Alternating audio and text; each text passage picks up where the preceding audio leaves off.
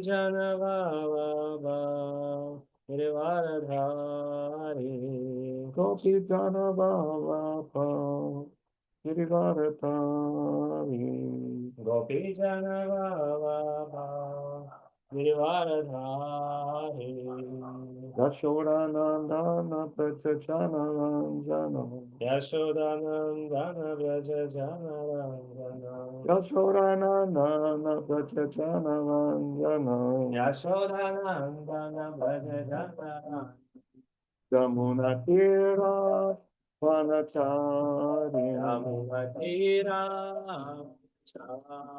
Yamuna Tira Vanachari Yamunatira Jaya Radha Madhava Kunja Bihari Jaya Radha Madhava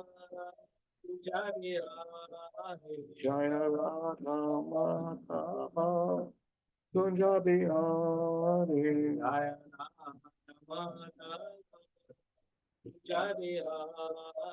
Jaya Radha Madhava Kunja Bihari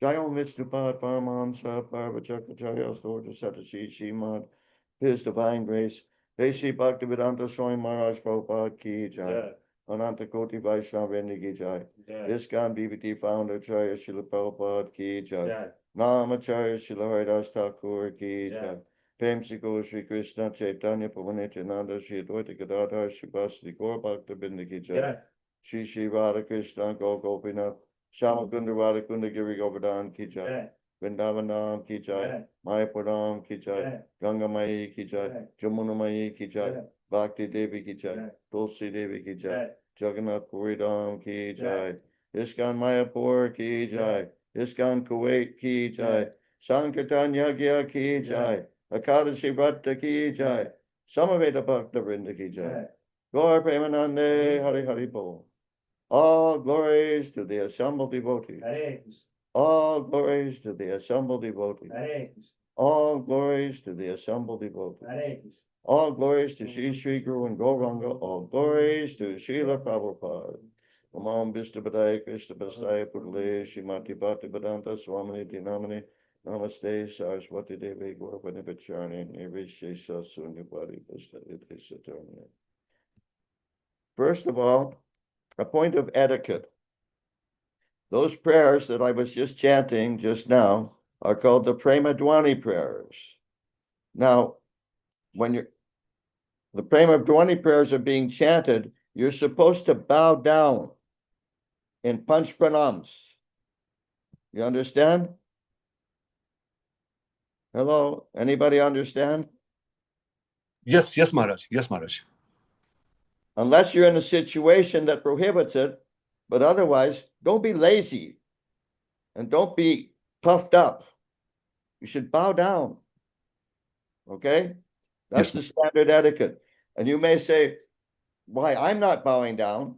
The reason is because if I bow down, you won't be able to hear me chanting the Prema Dwani prayers.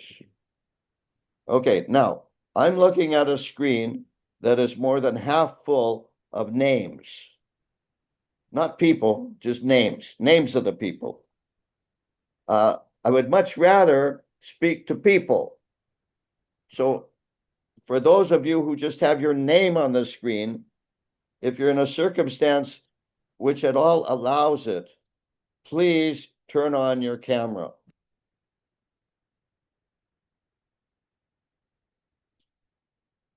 Om Jnana Timirandasya Jnananjana Shalakaya Chakshun Militanjena Tasmai Shri Gurave Namaha.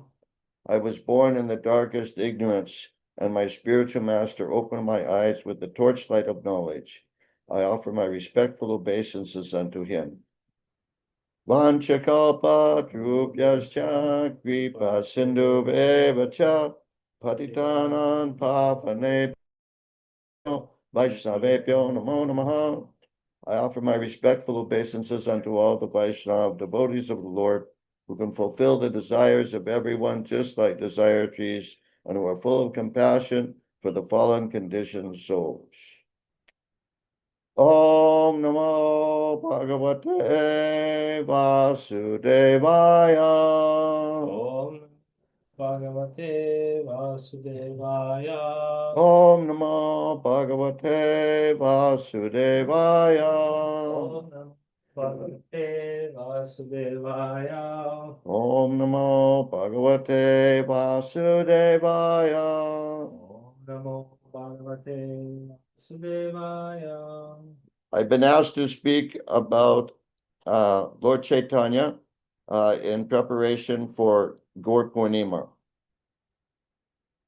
So we'll begin with Sri Chaitanya Charitamrita, Adi Leela, entitled Lord Chaitanya in 5 Features. Now, this chapter is a particularly important chapter. And one of the ways that we know it's a particularly important chapter is because Srila Prabhupada had this one chapter published as a softbound book with the same name, Lord Chaitanya in 5 Features. So we just distributed this chapter. So I would say for devotees who are short on time, if at all possible, at least study this chapter. Okay, we begin with text 1. Agatyeka gatinnatva hinartadika sadakam Sri Chaitanyan likyatesha prema bhakti vadanyata. Translation by Srila Prabhupada. Let me first offer my respectful obeisances unto Lord Chaitanya Mahaprabhu, who is the ultimate goal of life for one bereft of all possessions in this material world, and is the only meaning for one advancing in spiritual life.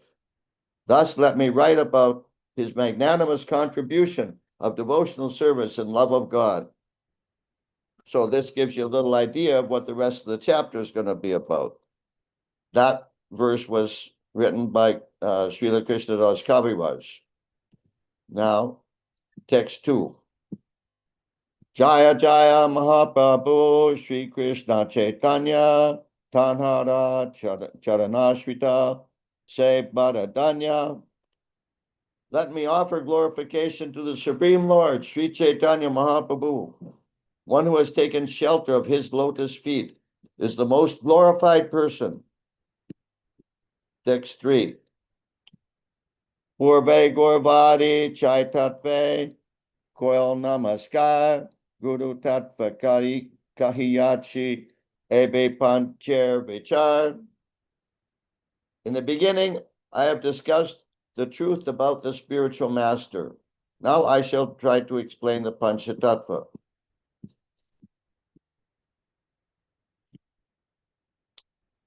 Panchatattva Avatirna Chaitanya Sange Panchatattva Loyakoren Sankirtan Range. These 5 tattvas incarnate with Lord Chaitanya Mahaprabhu, and thus the Lord executes his Sankirtan movement with great pleasure.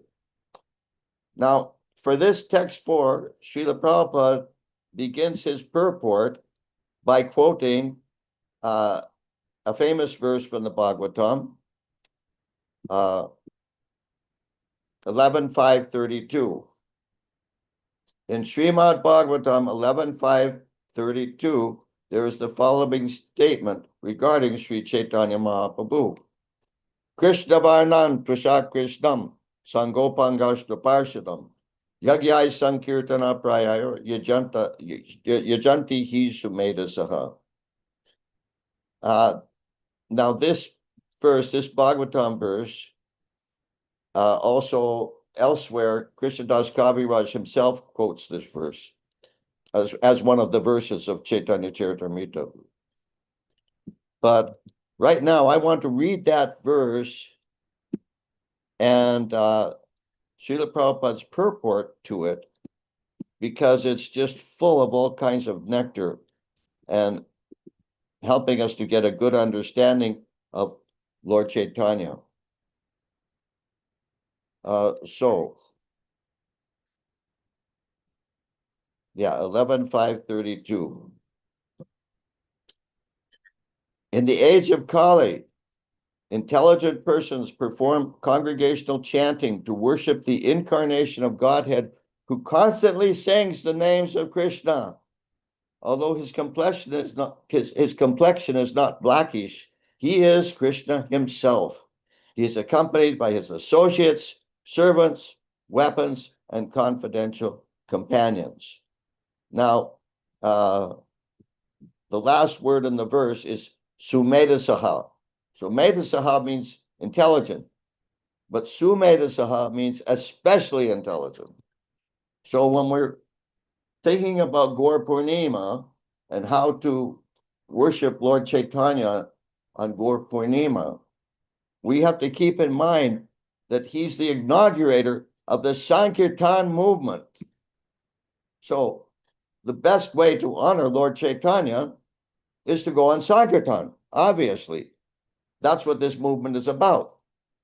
Like when I joined ISKCON,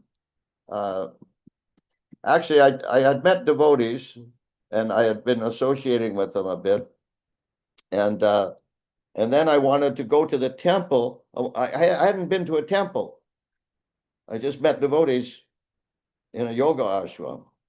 But I wanted to go to the temple to study the books.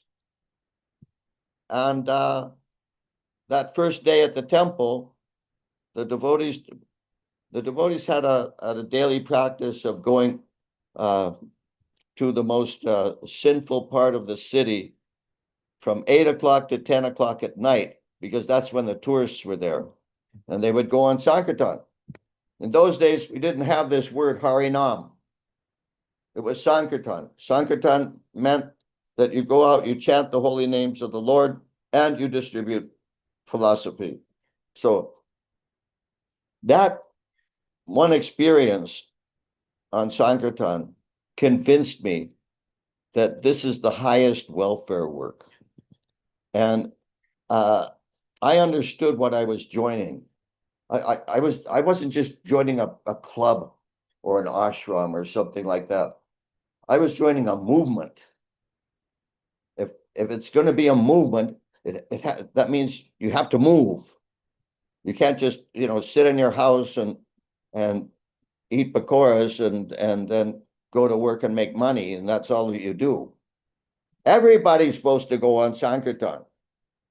There was one statement Prabhupada made. Just a minute. Let's see if I can find it. He said, once in a letter, he said, it is a fact that ultimately everyone should preach and distribute books if they want to please me in the best way. Book distribution must be given stress always. He says everyone. It's not just brahmacharis and sannyasis, but everyone. And if somebody says, well, I have so many things to do, I have my family, I have my job. When I was in London, there was one Indian lady, very cultured lady, who she was probably in her late 40s. And she would always distribute books, like on her lunch break at work. She had a job. She had a full-time job, 2 children, and a husband to take care of, and a house to take care of. But at her job, on her lunch break, she would go out and distribute books. I don't know what she did about lunch, but she distributed books on her lunch break. And during the Prabhupada Marathon, she was always one of the top distributors, even competing against young men and women half her age. But she was always one of the top distributors. So Prabhupada said everything's based on desire.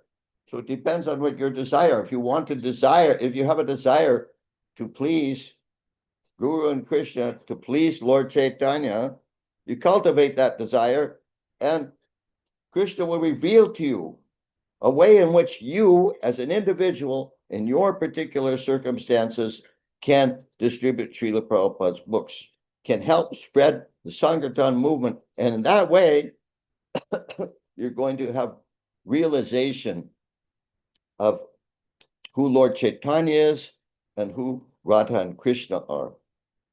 So going back to these quotes, there's another similar quote from Prabhupada on this topic. Where is it? Nikila Prabhu, how are you doing with the Russian translation? Yeah, he's okay. Okay, then in the same letter, Prabhupada said, this is it's one of the first quotes in that that document, Nikila Prabhu. It's to Sri Govinda, 6 December 1974. Book distribution is Bhagavat Marg, and temple worship is Pancharatriki Viti. Both are important for cultivating Vaishnavism, but comparatively speaking, Bhagavat Marg is more important than Pancharatriki Viti. As far as possible, both should go on in parallel lines, but still Bhagavat Marg is more important than the other. So Pancharatriki Viti basically means temple worship. So that's also important, but it's not the only thing. Srila Prabhupada said, temple worship is important to keep us clean and regulated. But the real thing is preaching. That's what Lord Chaitanya was teaching. He was spreading Krishna consciousness. Then in another letter, Prabhupada sent in 1973, next one, Nikila Prabhu, everyone should go with the Sankirtan party as soon as possible. Okay, now back to the purport of this Bhagavatam verse.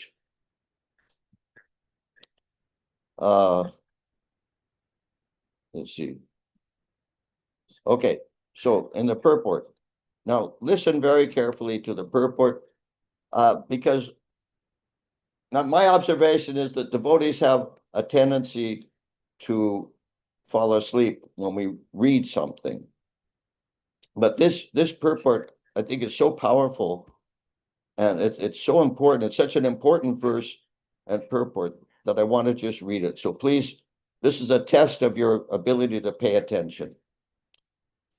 This text, okay, just a minute. Srila Jiva Goswami has explained this for, are you with me, Nikila Prabhu?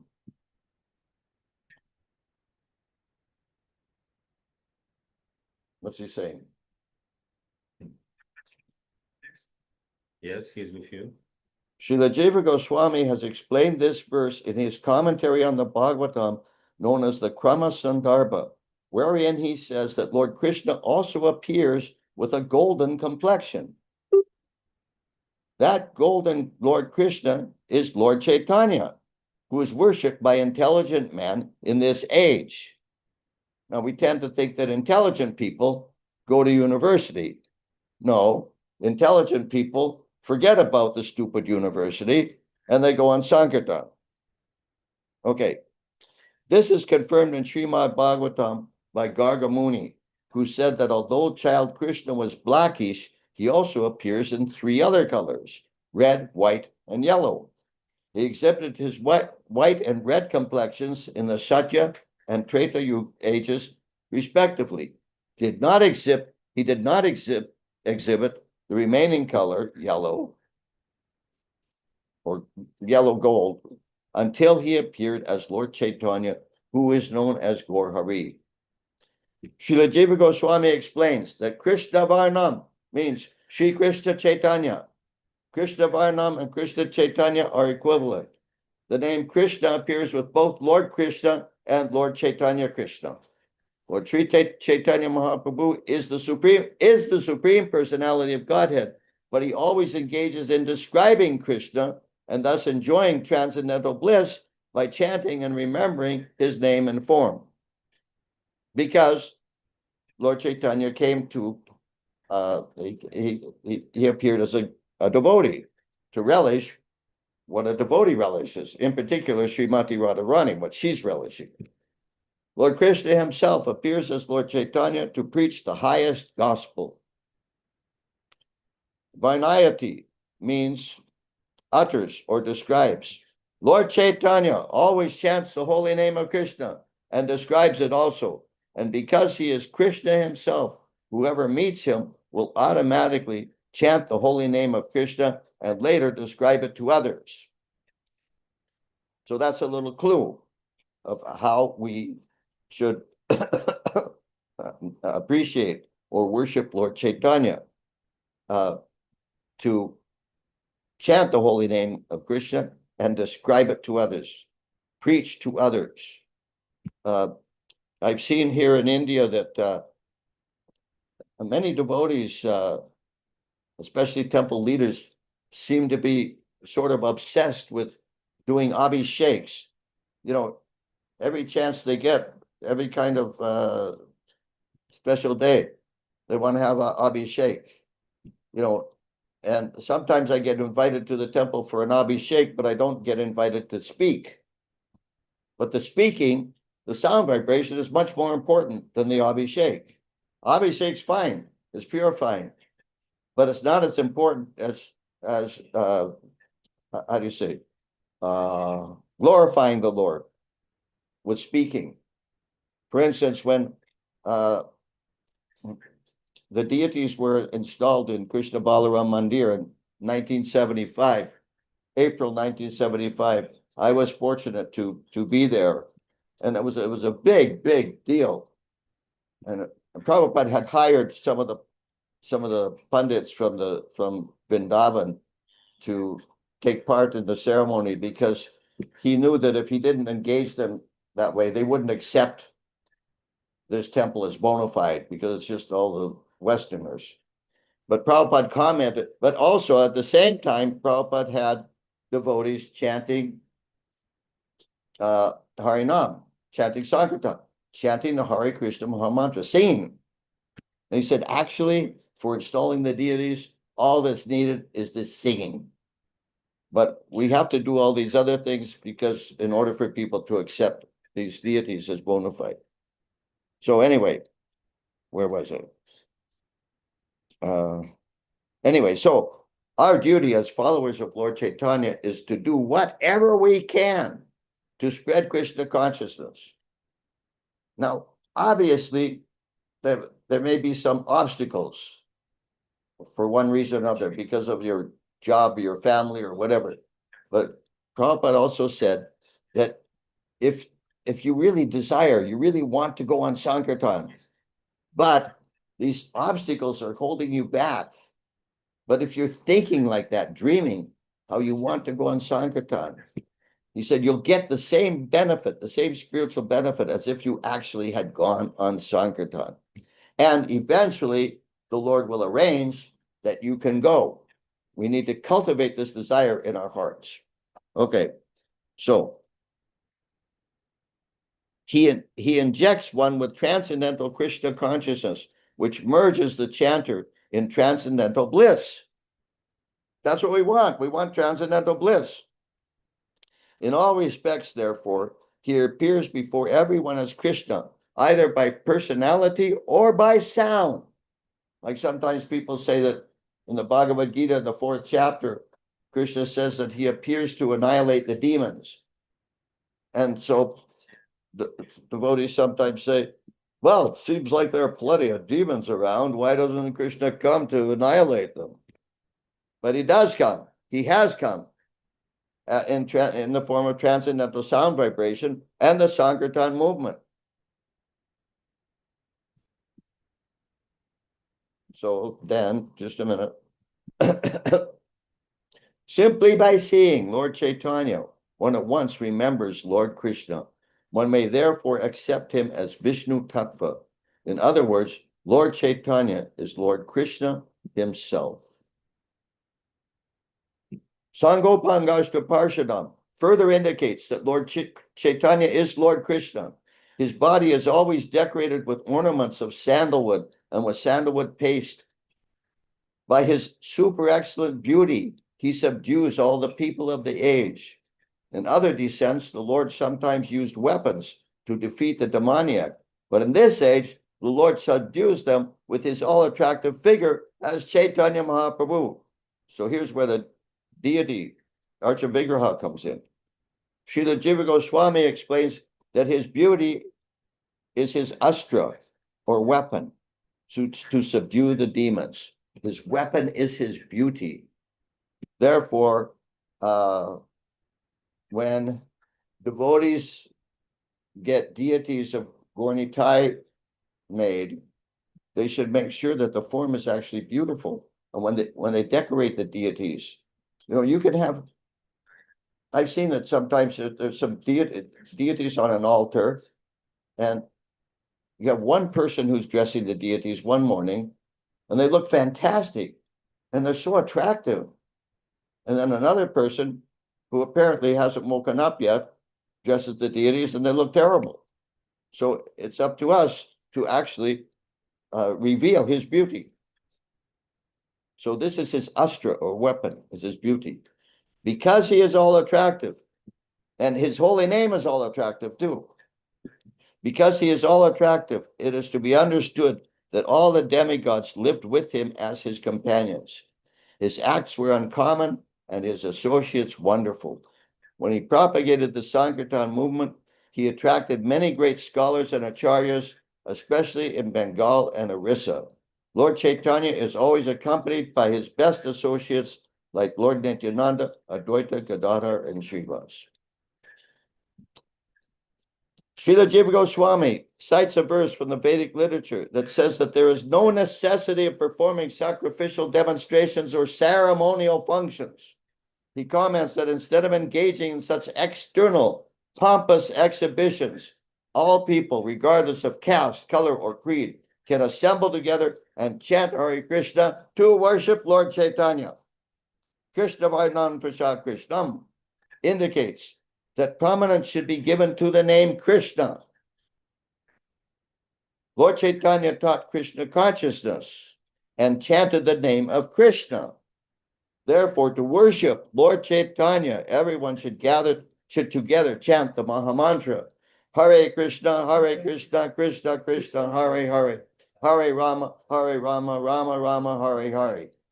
To propagate worship in churches, temples, or mosques is not possible because people have lost interest in that. Because we have temples. ISKCON has temples. But most people won't go to the temples. Just those who are already devotees will go to the temples. Maybe some of the public who are not devotees, maybe they'll go out of curiosity, or maybe they'll go on Janmashtami. And I've been in temples sometimes where I've been asked to give a lecture. And so it's in the temple room.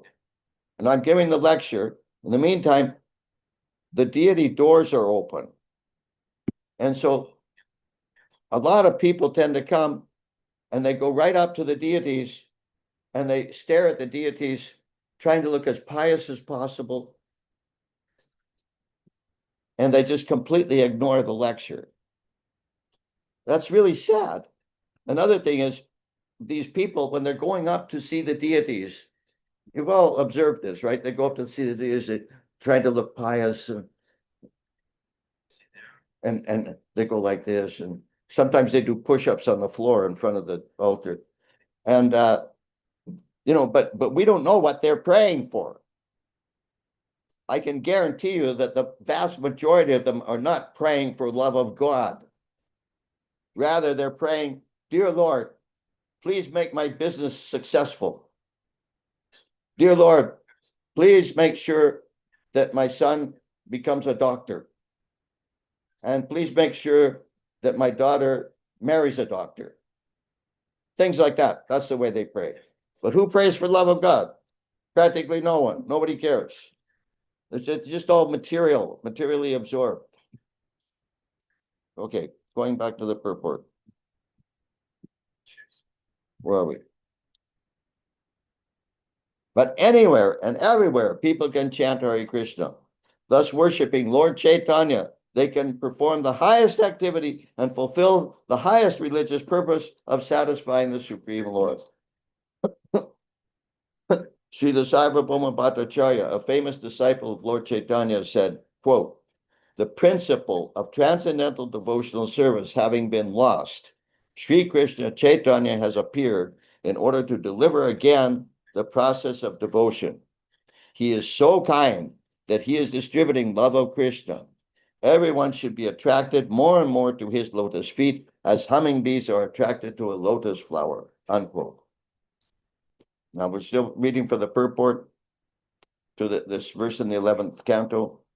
The incarnation of Chaitanya Mahaprabhu is also described in the Sri Vishnu Sahasranama, which appears in chapter 189 of the Dina Dharma Parva of Mahabharata.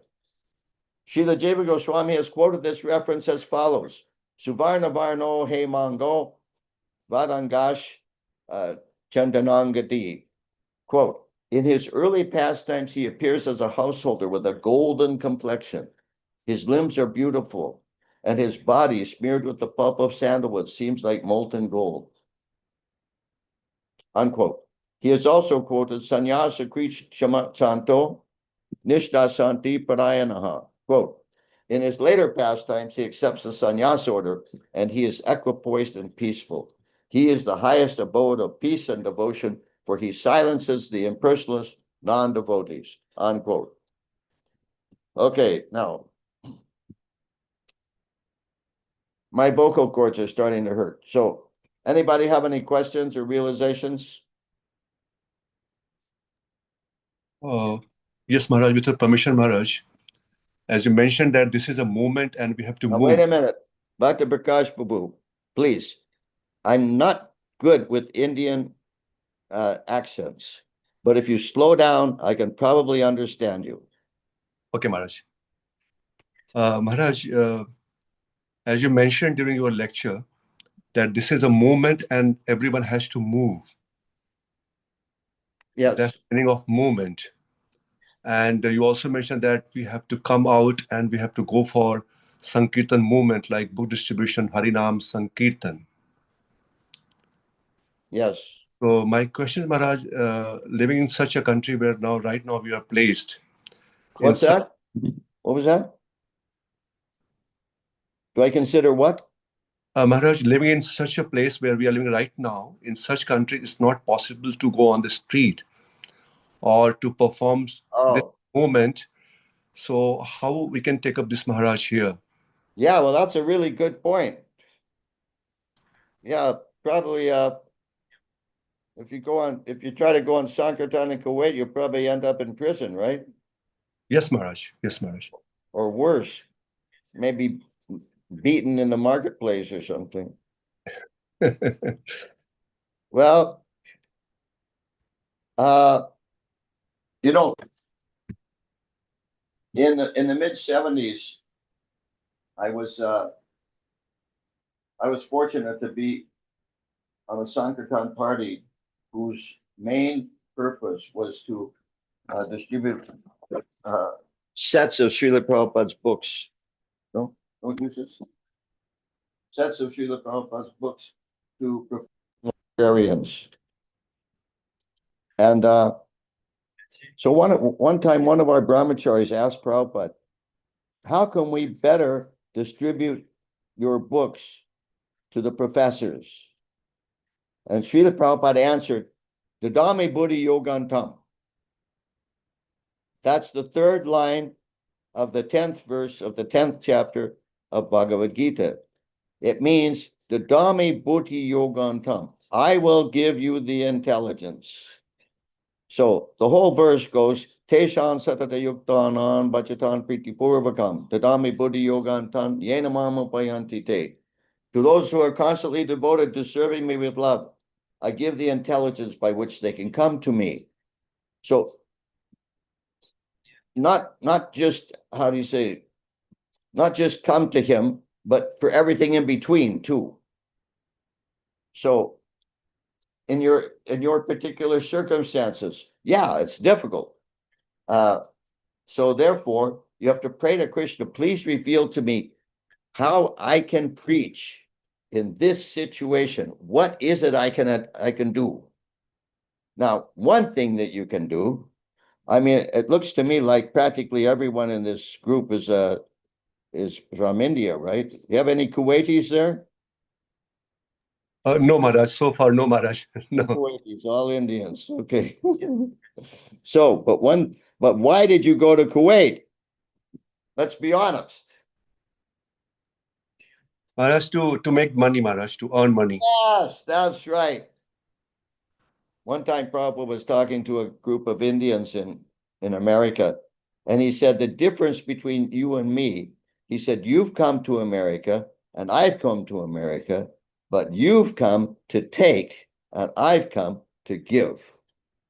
So anyway, the thing is, you went there to make money. So presumably now you're making money. But most people don't need as much money as they're making. They think they need it. People start to they get into the bad habit of thinking of their wants, the things that they want or desire. They think of those as needs, or they think it's a need because the other people have it. You know, like a fancy car or something, whatever. But what you actually need, what you and your family actually need in order to function is a lot less than you think. And it's a lot less than you're making, the money you're making. One of our acharyas, I don't remember which one, said that, you know, there's a verse in Bhagavad Gita chapter 4, text 16 or 17. 16 or 17. How does it go? Anyhow, the three kinds of activity, I can't remember the Sanskrit. Anyway, it says the verse says there are three kinds of activities. There's karma, which means activity according to scriptural regulations. There's vikarma, which means sinful activities against scriptural regulations. And then there's akarma, which means activity which has no reaction, either positive or negative, in the material world. So this acharya says that, you know, we make these distinctions, these three distinctions, but actually the karma, the activities that you're performing according to religious principles, we're not talking about devotional service now. We're talking about pious activities, material pious activities, that these are also sinful, because whatever you do that's not for Krishna is sinful. So you need to purify your money-making sinfulness. And the way to do it is that you give a portion of your earnings to someone who can spread Krishna consciousness. If you can't spread Krishna consciousness, then give some portion of your earnings to someone who can spread Krishna consciousness, and you will get purified. Is that okay? Yes, Maharaj. Thank you, Maharaj. Thank you. That's just one suggestion, but there may be other things. And like I say, if you just meditate on that verse, Bhagavad Gita, chapter 10, text 10, just cultivate the desire. I want to do something to spread Krishna consciousness. Look at Srila Prabhupada. Srila Prabhupada, he wanted to spread Krishna consciousness, but he had so many obstacles. And it was 40 years after he got the instruction from Srila Bhaktisiddhanta Saraswati Thakur that Prabhupada went to America. In the meantime, he was trying. He started Back to Godhead magazine. I think it was 1944. And he was trying to distribute the magazine, but people in India weren't interested because they're all in Maya. One time, Srila Prabhupada was saying that, he said in India, especially, this was like, you know, almost 100 years ago, that Srila Prabhupada said in India, there are many people who were brought up, he said, still to this day, there are many people brought up who are following their whole lives. They followed the four regulative principles. But when I try to give them Krishna consciousness, they don't want it. He said, why? Because they're offenders. Because they've been so brainwashed with this idea that God is impersonal, or with that the demigods are just the same, on the same level as Krishna, or some other stupid thing. They become offenders and they can't accept Krishna consciousness. He said, but I came to your country, and all of you young people, you were breaking all the four regulative principles. I was one of them. I remember my whole day, right from the beginning of the morning, it was breaking all the four regulative principles. And but Prabhupada said, but the difference is that you were innocent. See, we didn't know. And when we heard the truth coming from Srila Prabhupada's lips, then we took up Krishna consciousness. You know, in India, Prabhupada didn't make much progress at all. But in America, well, it took almost a year before he got some real serious students, but still, he got progress in America. Now, there's a purport in the first canto of the Bhagavatam that says that that there are two conditions. Listen, Anamitra Prabhu, can you please stop talking? Can you hear me, Anamitra Prabhu? Please stop talking. It's distracting. You're talking to somebody. I don't know if he understands or not. Okay, so anyway, what was I saying? Yeah, the first canto of Srimad Bhagavatam, there's a purport in which Prabhupada said there are two conditions that are necessary for the hearing process. It's canto 1, chapter 1, I can't remember, text 5 or text 6, that he says the first qualification is the eagerness of the audience to hear. He says the second qualification is that the speaker is coming in line of disciplic succession. Now, I was really surprised when I heard that, when I read that, because I always thought the important thing was that the speaker is coming in line with disciplic succession. But that's the second point. First point is the audience must be eager to hear. So I was thinking about that. What Prabhupada was preaching in India in the late 50s, early 60s, before he went to America, it was the same thing that he was preaching in America. But the difference was that in India, no one was eager to hear. But in America, he had an audience that is eager to hear. So if a lecture is successful, it is at least 50% the credit of the audience. So anyway, if you pray to Krishna, he'll reveal to you how, Krishna doesn't have any limitations. He's on call all the time. And he knows what's in your heart. You cultivate that desire in your heart. Krishna will make an arrangement one way or another. But that's a good question. Thank you for asking it. Anybody else? Thank you, Maharaj.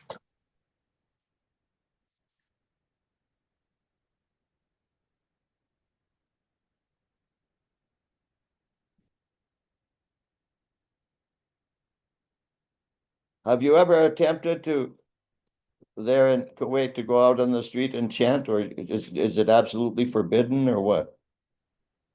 Maharaj, here is prohibited actually. So what we do, we have underground some of the basement halls where we do conduct the programs. And outside of that, it is totally prohibited, Maharaj. On the street, we cannot go. And we can't talk about this. This is illegal activity here as per their law. What's that? As per their law, this is illegal here, Maharaj. Amazing. What a crazy world we live in, huh? Yes, Okay, sir. anybody else? Questions, realizations? If not, I have some other things to say. Rancho Krishna. What's that? Where? Rancho. Okay, Rancho Krishna Prabhu. Speak. Hare Krishna Maharaj, Dandot Pranams. Maharaj, in the lecture, you mentioned that in festivals, like we are approaching Gaura Poornima, generally devotees have tendency to get more attracted towards Abhishekam than hearing. So why this tendency and how we can improve on that? Yeah, but the thing is, first of all, you know, I grew up in Krishna consciousness in the 70s. And I just don't remember many Abhisheks, except for when there was installation of the deities. Now, on the other hand, Gaura Poornima is a particularly prominent, important festival. So it's easy for me to understand to have Abhishek on that day. But I'm just saying that you don't have to have, for every kind of festival of everything that happens, have an Abhishek of this and Abhishek of that. And then somebody who's a preacher, you invite him for an Abhishek, why? So what I'm saying is there's nothing wrong with Abhisheks, fine. And participate in the Abhishek, you get benefit from bathing the deities. But the main thing is hearing and chanting the glories of the Lord. That is the main thing. And as one famous psychologist said, the main thing is to keep the main thing the main thing. And if we become too distracted by all this ceremonial stuff, then we forget what's the main thing. Srila Prabhupada kept things very simple. Now, some devotees say it was because that his disciples were such beginners in Krishna consciousness that they couldn't understand more. And that's why he kept it simple. That may be partly true, but I don't believe that's the only reason. Srila Prabhupada kept things simple, especially ceremonies and stuff like that, because he wanted to keep the focus on chanting and hearing, always chanting and hearing, chanting and hearing, chanting and hearing. If you get too, too distracted with all the razzmatazz and spectacle and everything, then you don't have the time and energy for preaching, for going on Sankirtan, or doing your own chanting and hearing. Recently I attended a sannyas initiation here in India. I was amazed at how elaborate it was, chanting all kinds of verses from scriptures I never heard of, and so much pomp, and and very long. And I thought, what's the need? Prabhupada's way of initiating sannyasis was very, very simple. Prabhupada said, do as I do. He's acharya. Acharya means one who teaches by example. He gave example of what to do and how to do it. Why don't we just follow his example? He said, don't add anything and don't subtract anything. Why do we have to make such elaborate arrangements? Anyhow, where is he? I lost him. Yeah, Ranjar Krishna Prabhu. So please don't get the wrong impression. I'm not against Abhisheks. I'm just saying that when it becomes like an obsession and it overshadows the hearing and chanting, that's a problem. I see that as a problem. The Bhagavatam says that we all have a very serious disease called Bhava Rog. Rog means disease. Bhava means material or mundane. So we have the disease of material attachment. Every materially conditioned soul has this disease. It's a very serious disease. It's much more serious than cancer or the COVID virus. And the Bhagavatam says, Navrita Tarshaya Upagiyamanas Babao Shadat Shotra Manobirama. That for this Bhava Rog, this disease of material attachment, there's a Bhava Aushadhi, there's a medicine for this disease. And that medicine is the glorification of the Lord in line of disciplic succession.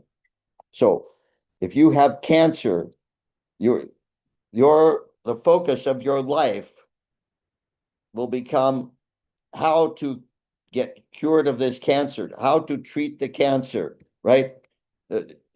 You probably know people in your family or somebody, you have to go for chemotherapy several times a week or something. You know, your sense of urgency is heightened. So if we know we have this disease of Bhava Rog, then we should use every waking moment to cure ourselves of this disease.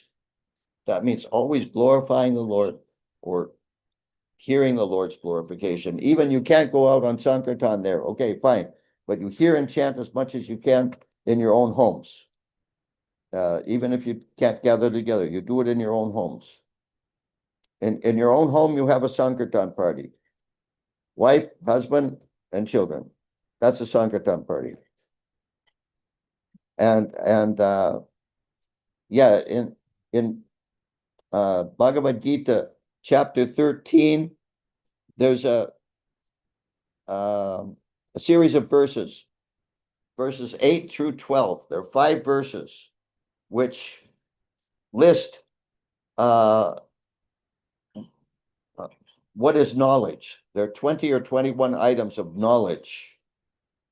And at the end of this 12 verses, Krishna says, and everything else is ignorance. Now, one of those things about knowledge is to be detached from wife, children, etc. So then in the 10th paragraph of that purport, Srila Prabhupada explains what that means. It doesn't mean you get rid of your wife and children or you go to the Himalayas or something. What it means is you engage your family in hearing and chanting the Lord's glories. Prabhupada names 4 things.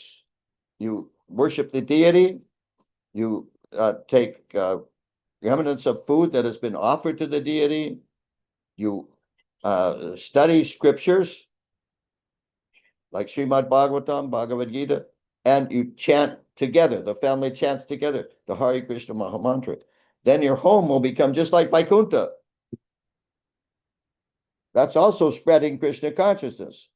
Now you're in a situation where you can't spread it any further than the walls of your apartment, but still, you're spreading Krishna consciousness. You're doing what you can in your particular circumstances.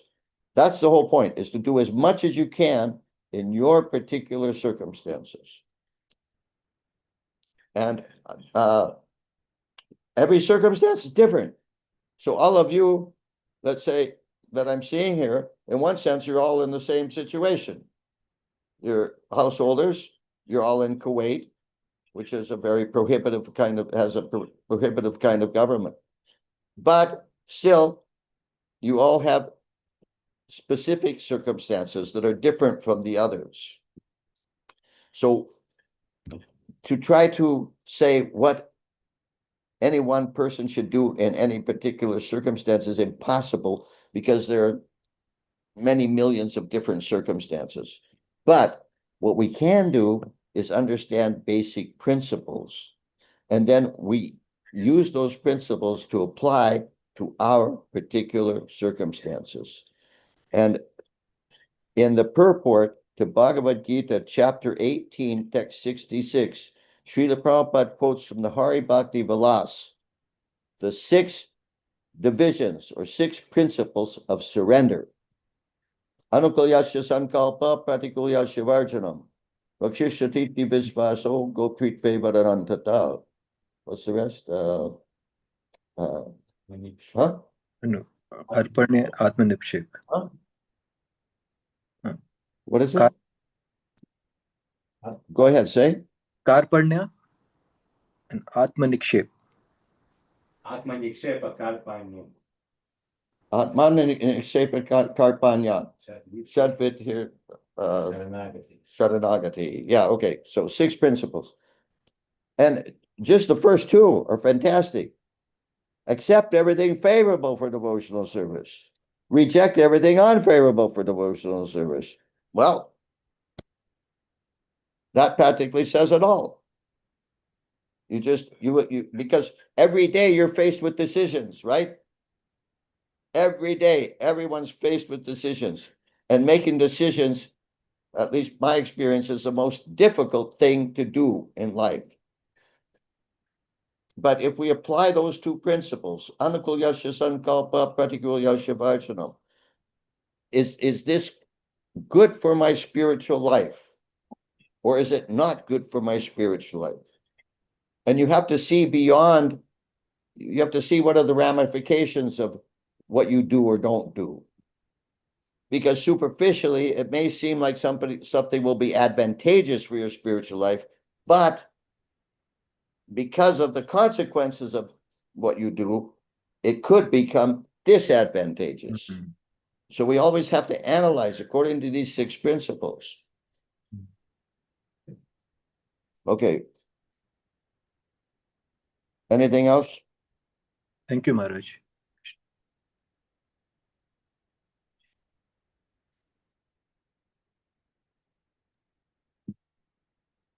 My gosh. Says we have 87 people here. Maharaj, there are much more, Maharaj, because some of the devices are kept in the camp. We have labor camp here. And from one devices, maybe 10 or 15 people are joining, Maharaj. So I understand. we are very grateful, Maharaj, that we could get your wonderful association, Maharaj. So purifying. Now, well, Prabhu, I'm really, really honored that I've been asked to speak to the devotees in Kuwait. This is a fantastic way to travel. I love it. Because to travel to Kuwait physically, first of all, I got a visa problem. But besides that, I really don't like flying in airplanes. And I'm completely convinced that human beings are not meant to fly in airplanes. I mean, obviously we do it when necessary, but for me, this is a much better way to travel to Kuwait. Maharaj, very, very grateful to you, Maharaj. And if at all, Maharaj, you're traveling, we look forward to serve you, Maharaj, in Kaniyadesh, in Kuwait. What's that? If at all you're traveling sometime, Maharaj, you can consider coming here. And we'll be very happy Definitely will.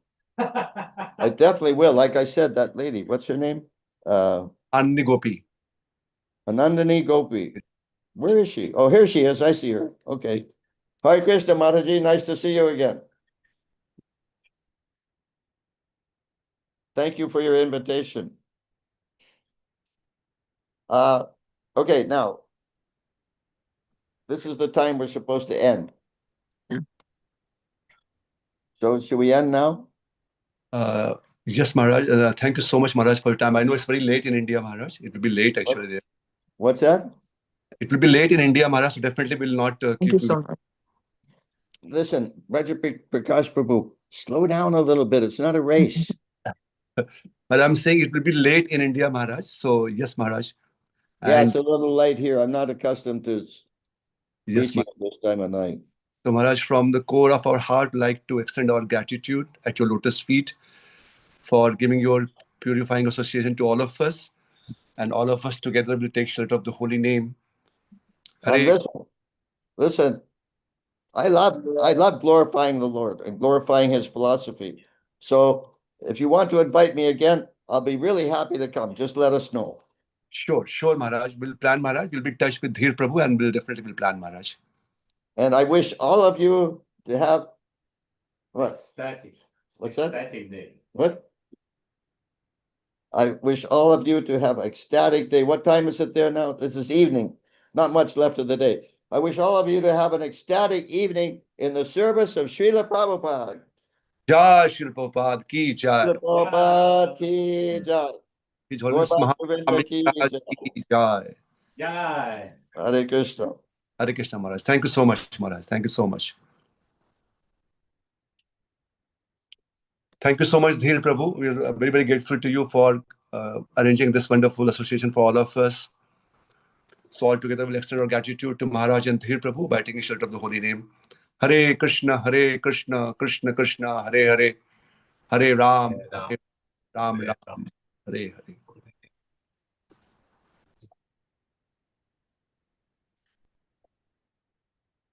Thank you, Vasanta Prabhuji. Actually, I could not, I thought first we'll introduce Maharaj, but somehow Maharaj started. So anyhow, we had sent the Maharaj introduction in the group itself. It was there with the Maharaj, this poster. So I'm sure that everybody would have read this. And we were so fortunate to get wonderful association of Maharaj. Maharaj had joined ISKCON movement in 1971-72 actually. And he was in Sankirtan party. And so many wonderful places he visited and inspired Srila Prabhupada disciples. And almost 10 years back, he took the initiation in the highest renounced order of the life, which is Sannyas Ashram. And right now, Maharaj on the medical visa in India, and he's staying in the Bhaktivedanta hospital for his treatment as well. And from there only Maharaj took the class. And as Maharaj mentioned, maybe in the future also we can plan whenever we get an opportunity to hear from Maharaj. Thank you so much. Hare Krishna. Thank you, Basanta Prabhu ji. और सभी भक्तों का बहुत बहुत धन्यवाद जो हमारे हिंदी भाषी भक्त हैं. उनके लिए हम लोग हिंदी में अनुवाद नहीं कर पाए आज, लेकिन श्रीमान यशोधर प्रभु जी और हमने भी कुछ पॉइंट्स हमने नोट किए हम लोगों ने, और आने वाले हमारे हिंदी रीडिंग सेशन में हम लोग महाराज के जो भी पॉइंट्स बताए महाराज ने, उसको हम लोग पॉइंट्स को हम लोग ब्रीफ करेंगे सभी भक्तों के साथ. Hare Krishna. Thank you so much. Thank you. Basanta Prabhu ji, thank you so much. Hare Krishna. So, Prabhu ji, you have to change the picture. Maharaj instruction, we have to change the picture. Right? Yes. Yes. See, Maharaj was teaching us, even we are sitting on the chair or somewhere, the moment Prem Dhwani is there, we have to go on the ground and we have to pay our Panchang Pranam at least. So these are wonderful learning from Maharaj today. And eagerness of the audience is very important for any lecture, that how eager they are. And we can see that how Maharaj he started from this movement actually, that we can understand more Chaitanya Mahaprabhu when we participate in the Sankirtan movement. So we have to see that opportunity wherever we have to definitely participate in the Sankirtan movement, the Harinam and book distribution on the street. That's the movement actually. Very wonderful point Maharaj made actually from 11.532. So very, very grateful. And I think this is a very wonderful way to prepare our consciousness for upcoming Gaura Poornima festival. So thanks to Maharaj once again. Hare Krishna. Thank you, Prabhu. Thank you. Hare Krishna. I can conclude, Prabhuji. Yeah, please, Prabhu. Please. Thank you so much. Hare Krishna. Announcement hai kuch nahi. Now next week we have one more week. Then afterwards we'll announce for His Grace Gauranga Darshan Prabhuji program for Hala February. So upcoming Friday. Then we have one more Friday, Saturday before that, right, Prabhuji? Because he will be coming on 24th. So we'll have one more Friday, Saturday. That time we can announce that program schedule so everybody can be geared up for that program. Thank you so much, Prabhu. Thank you, Vasanta Prabhuji. Thank you so much. Hare Krishna. I'm very happy to see so many devotees they joined Prabhuji. Almost more than 100 devotees from different camps. Because several devices, there were a group of devotees. And I could see Prem Nikatan Prabhu also today joined. He just left now. Prem Nikatan Prabhuji, he was here for a long time now. But he had joined actually. I could see that. Thank you, Prabhuji. Thank you so much. Hare Krishna. Hare Krishna. Krishna vancha salpatarubhyasya kripala sindhubhya patitanam bhavabhyo Vaishnavebhyo namo Vaishnava ki Anantapoti Vaishnava ki jai Srila Prabhupada ki Gaura Poornima Maha Mahotsav ki jai.